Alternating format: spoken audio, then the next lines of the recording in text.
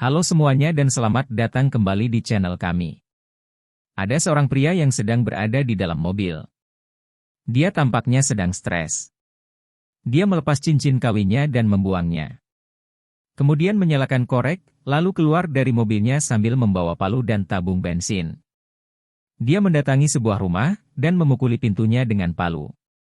Ketika pemilik rumah tersebut keluar, dia memukulnya dengan palu itu, lalu menuang bensin di rumah tersebut serta membakarnya. Ketika dia menyetir pergi, rumah tersebut meledak. Kemudian ada seorang wanita bernama Rachel yang sedang bangun dari tidurnya. Dia mendapat telepon dari pengacaranya, Andy. Dia mengatakan bahwa mantan suaminya menginginkan rumahnya, jadi dia harus memberi laporan keberatan ke pengadilan. Dia kemudian didatangi oleh anaknya, dan mengatakan kalau dia harus bersiap-siap atau dia akan terlambat. Anaknya bernama Kyle, dan pamannya yang bernama Fred sedang video call dengan neneknya, dan membahas tentang berita pembakaran yang ada di TV. Lalu pacar Fred datang dan bergabung dengan mereka, sementara Fred membahas tentang masalah keuangan mereka. Mereka juga harus membiayai ibunya yang sedang di panti jompo. Tetapi Rachel sedang terburu-buru, jadi dia mengajak Kyle untuk segera pergi dengan mobil tuanya. Dalam perjalanan, mereka terjebak macet. Rachel memutuskan untuk lewat jalan tol, tetapi Kyle tidak setuju karena jalannya memutar dan dia akan terlambat. Tetapi Rachel menyuruh dia untuk diam dan mengangkat teleponnya. Rupanya itu adalah ayahnya. Dia menjawab telepon itu dengan senang, tetapi senyumnya langsung hilang karena ayahnya tidak jadi menonton pertandingan Kyle yang akan datang. Apesnya lagi, mereka pun juga terjebak macet di jalan tol. Kemudian handphone Rachel kembali berbunyi, dan kliennya meneleponnya. Dia komplain mengapa Rachel tidak kunjung datang, dan karena dia sudah berulang kali terlambat, kliennya memutuskan untuk memecat Rachel.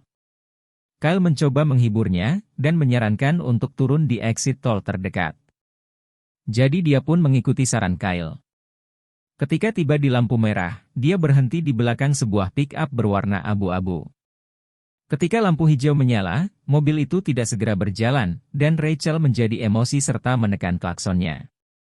Dia kemudian melewati mobil itu dan melanjutkan berkendara.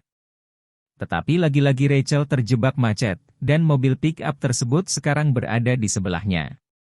Dia menyuruh Rachel untuk membuka jendelanya, dan Kyle pun menurutinya.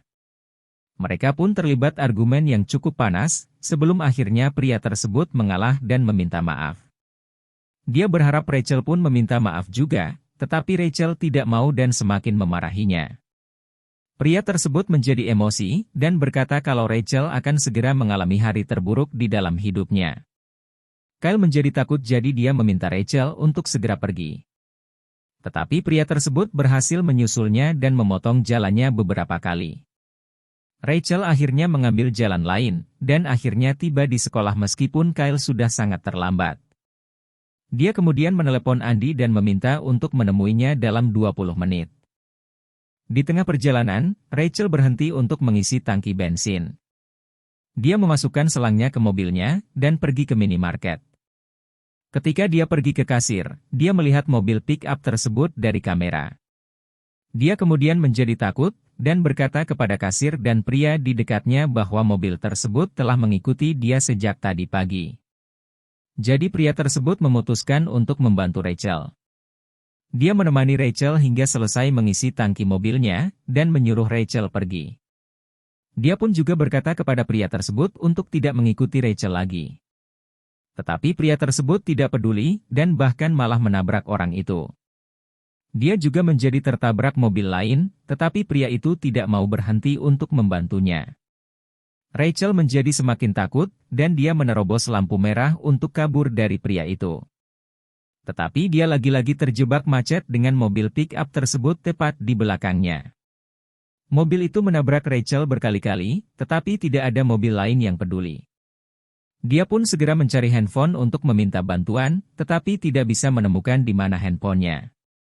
Pria tersebut melewatinya dan melambaikan handphone Rachel, mengatakan bahwa dia telah mencuri handphonenya. Rachel menjadi terganggu, dan dia hampir menabrak seorang wanita. Tetapi dia akhirnya berhasil memacu kendaraannya dan berhenti di sebuah parkiran. Sementara itu, Andy sedang menunggu Rachel dan menelepon dia, tetapi tidak dapat tersambung. Rupanya pria tersebut yang mengunjungi Andy dan mengaku kalau dia teman lama Rachel. Mereka pun bercerita tentang kegilaan di jalan raya dan juga perceraian Rachel. Pria tersebut malah membela mantan suami Rachel, sehingga membuat Andy menjadi tidak nyaman. Dia bahkan berkata kalau dia bisa meyakinkan suami Rachel.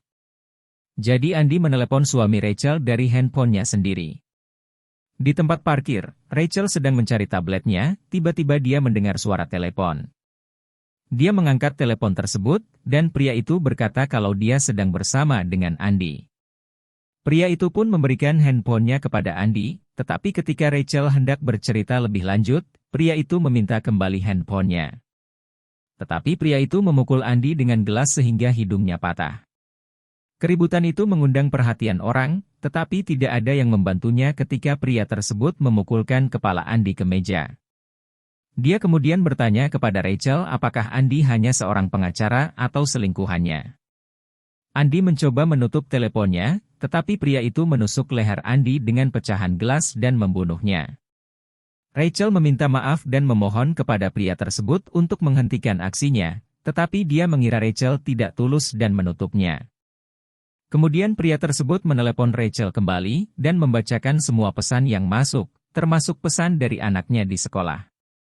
Dia menyuruh Rachel memilih siapa yang harus dia bunuh dari daftar kontaknya. Tetapi Rachel tidak mau menuruti permintaan gila itu. Jadi pria itu mengirim semua uang Rachel kepada mantan suaminya, dan dia menuju ke rumah ibunya untuk membakar rumah itu. Rachel kemudian menyebutkan namanya, tetapi pria itu menolaknya dan menyuruh dia menyebutkan nama lain. Jadi Rachel menyebutkan nama klien yang memecat dia tadi pagi. Setelah itu dia menutup teleponnya dan menelepon polisi untuk melindungi klien tersebut. Ketika polisi tiba di sana, pria tersebut tidak ada. Di sisi lain, Fred sedang menonton berita tentang pria tersebut. Dia mendengar suara aneh dan memanggil pacarnya, tetapi tidak ada balasan. Dia mengecek jendela dan melihat mobil pick-up di luar. Dia kemudian mengecek asal suara itu sambil membawa pisau. Pria tersebut muncul sambil membawa pacarnya yang telah pingsan, dan bercerita tentang Rachel. Dia merasa tidak mendapatkan permintaan maaf, jadi dia dipenuhi dengan kekerasan dan balas dendam.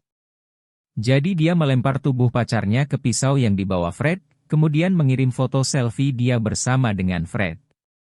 Dia kemudian menelepon Rachel dan berkata kalau dia punya waktu 3 menit untuk menjemput Kyle, atau dia akan membakar Fred.